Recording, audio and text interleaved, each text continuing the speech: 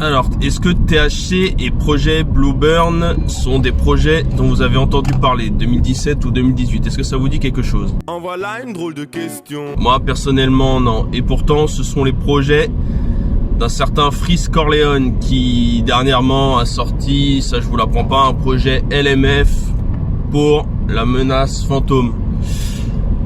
Alors, dans cette vidéo, on va parler en bref de ce projet et on va parler de son actualité avec les politiques et sa rupture de contrat. On va faire un bref bilan de tout ça, mais avant, générique.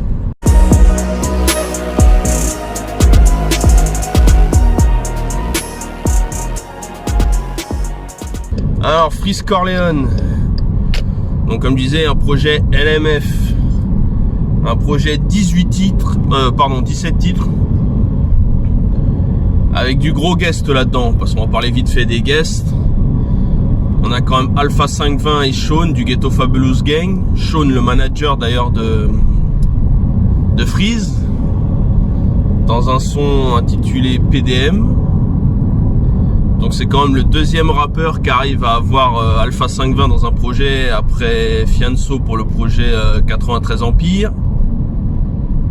On a Desporuti dans Logo Audi, je crois. Ouais, c'est ça. Il y a Alpha One pour Rap Catéchisme. Donc il joue pas avec des petites frappes non plus. Il y a le Roi Enoch aussi.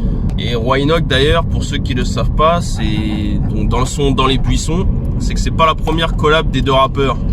Parce que ceux qui suivent Freeze Corleone ont dû voir il y a plus d'un an maintenant un son intitulé 38 spécial. Très rare et so trouble, qui lui a VS au double. Maîtrise la propagande SO.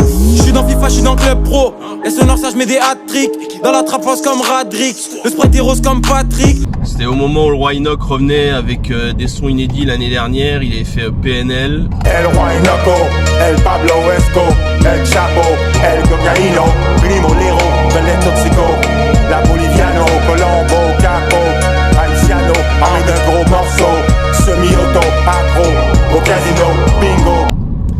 Et donc ce fameux son 38 spécial, ce qui a permis entre deux de revenir dans le projet d'Al Capote. Alors petite correction de ma part, c'est pas dans le projet d'Al Capote, c'est un featuring qui devait apparaître peut-être soit pour un futur album du Roi, soit juste un son comme ça, comme c'était fait pour PNL et 38 spécial. Quand c'est la guerre, je sors les grosses mitraillettes à pompe. J'essaie de toucher la cible, tireur d'élite comme un sniper. Gang bang bang, bruyant est mon pistolet, être chaponisé. Je bouge comme un parrain, padre, padrinos, mafieux comme Mesrine à cocaïne. J'adore la piraterie, j'aime la compétition, le sport de sang. Dans celui de Caballero et Jean Jass pour aller avec leur émission de Vice là, à Finzer, je sais plus comment ça s'appelle, enfin bref, ceux qui connaissent. Et donc là, il a sorti donc ce projet LMF, il est sombre. Il est tout comme j'aime. Moi j'aime bien les projets assez sombres où les mecs peuvent dire tout et rien. Et enfin, quand je dis tout et rien, ce que je veux dire, c'est qu'il est dans la norme des rappeurs actuels. Et justement, ce que j'ai aimé, contrairement à certains qui disent que justement ça manquait de couleur ou ça manquait de vocodeur et tout le machin, bah moi j'ai envie de dire, bah c'est peut-être le mec le plus intelligent que j'ai vu pour l'instant en cette fin d'année 2020. C'est que justement c'est sombre, c'est sale, c'est exactement c'est vraiment ce qu'on peut appeler du rap, du vrai rap. C'est fait avec des sons actuels, mais on a affaire à du vrai rap. Sombre comme on les connaît. Et que dire de plus? Bah c'est quand même un projet qui moi m'a mis très bien. Franchement, c'est un album, quand tu commences à l'écouter, bah tu te laisses emporter. Il est dans son côté sombre. Maintenant c'est du rap actuel, donc je vous apprends rien non plus. Et j'aime bien parce que il reste fidèle à ce qu'il est, donc. Après tu vas me dire, vous allez me dire, mais comment tu sais qu'il reste fidèle à ce qu'il est? Bah disons que son par son, il reste dans une même ligne, il cherche pas à s'inventer 15 000 trucs. Je disais justement Il y a un moment que ça servait à rien de vouloir avoir Booba obligatoirement dans un projet. Bah lui il a réussi à nous prouver qu'il n'y a pas besoin d'avoir Booba dans un projet pour percer. Puis la preuve c'est que il est lui-même. Il fait du son vraiment avec un entourage très précis. C'est quand même le seul dernièrement qui a réussi à sortir, j'ai peut-être abusé de ce mot-là, mais de sa zone de confort, des sports outils. Et je sais que j'entendais chez Camos Prod, pendant l'interview d'Aboutal, il parlait de Freeze Corleone et je crois que c'est ADHAX ou je sais plus comment, je crois que c'est comme ça qu'il s'appelle, qui disait justement, comment il disait ça? Il disait c'est dommage, il y a que 2 sons qui passent, mais c'est trop sombre, c'est dommage, il faudrait que ce soit plus coloré. Non, moi je suis pas d'accord. Moi je trouve que justement, il faut que le personnage reste fidèle à lui-même. On va le dire, c'est la rue, c'est des trucs assez personnels. Je sais pas trop comment dire autre quoi. C'est juste sombre. Moi personnellement, ça m'a donné envie de réécouter assez souvent. Je sais que je l'ai écouté beaucoup cette semaine.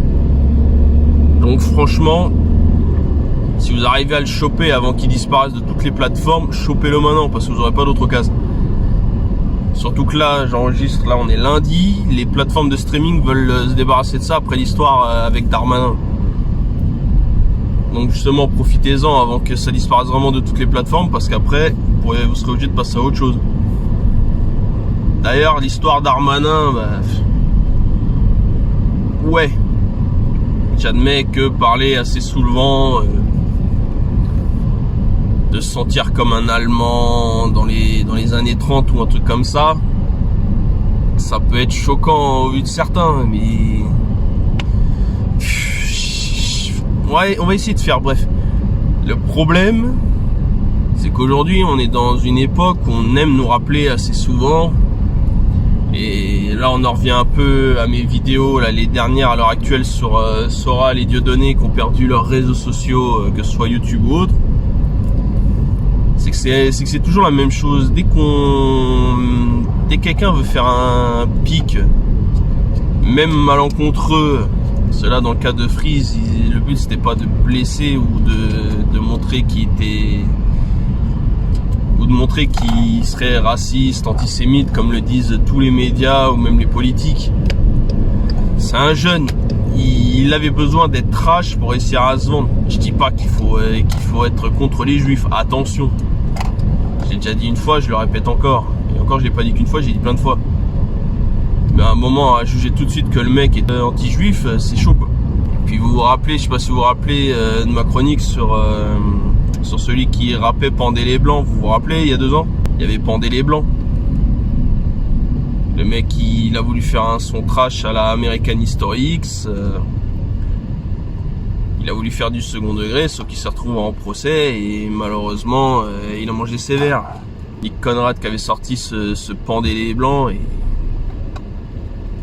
ça lui avait porté préjudice. Le problème, c'est que même qu'on fasse du second degré ou qu'on fasse certaines comparaisons, maintenant, faut modérer ses mots. Le problème, c'est que si on n'essaie pas d'être un peu dans notre propre mood, on devient des simples moutons et on suit bêtement. Bah non, je dirais que c'est... Comment on peut dire ça? On peut dire que c'est pas souhaité non plus. Je pense pas que quand il a fait ses allusions, il s'attendait pas à avoir un procès au cul ou des politiques derrière lui. Maintenant, on va pas se mentir, les politiques déjà n'aiment pas le rap, mais ça c'est pas une première, donc ça je vous apprends rien à ce niveau-là. Cependant, on va être honnête quand même, les politiques n'aiment pas le rap, mais savent facilement en parler quand ça leur plaît pas.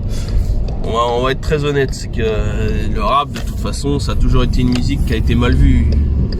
Je vais vous reciter des exemples, même s'ils n'ont pas énormément de rapport. Il y a eu l'histoire d'Orelsan avec Sale Pute, où on le traitait de misogyne. Il y a eu les NTM à l'époque, je crois que c'était pour le son police. Il y a eu la France de Sniper, avec la phrase pour mission exterminer les ministres et les fachos. Je peux vous citer plein de conneries comme ça. J'ai cité Nick Conrad juste avant. Le problème il est là, c'est que là il est face à un truc aujourd'hui, Freeze, où il s'est lancé contre lui. Malheureusement, je pense pas qu'il l'ait réellement souhaité.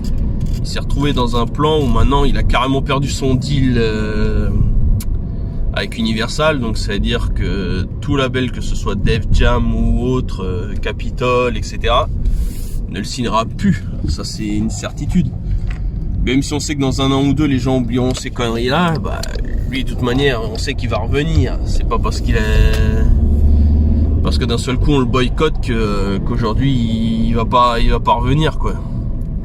Puis il y a du soutien à mort derrière lui. C'est un premier projet où il est vraiment dans la lumière, malgré qu'il fasse j'avais fait un jeu de mots de merde, mais passer de l'ombre à la lumière, c'est la clé de la réussite de Freeze. Et malheureusement aujourd'hui, à un moment où il pouvait péter les scores et décrocher un disque d'or ou de platine, si déjà on le supprime des plateformes de streaming, que ce soit les Deezer, Spotify, etc., maintenant il n'a plus qu'à espérer que les gens achètent le projet, ou alors qu'il reste au moins une plateforme capable de continuer à diffuser le projet en boucle, de manière à ce qu'il soit... qu'il puisse atteindre au moins un certain objectif pour un premier projet aussi fort que celui-là quoi. Maintenant je pense qu'il est bon pour faire des projets qu'en indépendant par la suite, du moins pour l'instant. Mais là il y a un gros buzz sur lui, qu'il soit mauvais ou bon, pour l'instant ça ne fait que l'aider, moi je le dis à l'heure actuelle. À vous de juger, hein, mais moi personnellement je trouve que ça ne fait que l'aider. Donc pour en conclure, La Menace Fantôme, allez vous procurer ce projet. Franchement du très très sale.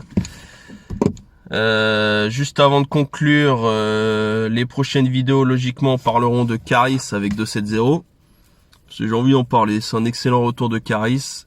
Et prochainement une vidéo aussi sur Calf, le projet de Damso, qui est arrivé de manière impressionnante, qui soulève des tas de questions sur la suite. Et donc comme je vous disais, procurez-vous ces projets que je viens de dire, et évidemment LMF, donc toujours dispo. Et sinon vous le streamez en illégal, vous faites de la pub à mort, et puis débrouillez-vous pour que Freeze puisse rebondir, parce que ce serait bête que sa carrière s'arrête juste pour ce qu'il peut. Donc voilà, c'est tout ce que je peux dire. Maintenant à vous de juger mon avis, bon ou mauvais. Si vous avez kiffé, vous lâchez un like ou vous lâchez un dislike, vous commentez, vous partagez, vous vous abonnez au SFDC Rap Music, au SFDC on s'en fout de ça. Moi je vous retrouve donc comme je vous l'ai dit normalement prochainement pour deux autres vidéos, donc une sur Caris avec 270 et une sur Damso avec Calf. Sur ce, portez-vous bien, profitez des 2 derniers jours, lundi, mardi et peut-être mercredi de soleil, parce qu'après l'automne arrive et le temps qui va avec. Donc adieu les shorts et les maillots, bonjour les pantalons et les vestes, quelle merde. Enfin bref, sur ce, portez-vous bien et moi je vous retrouve très vite. Sur ce, tchouka. OSFDC Rap Music, OSFDC Rap Music.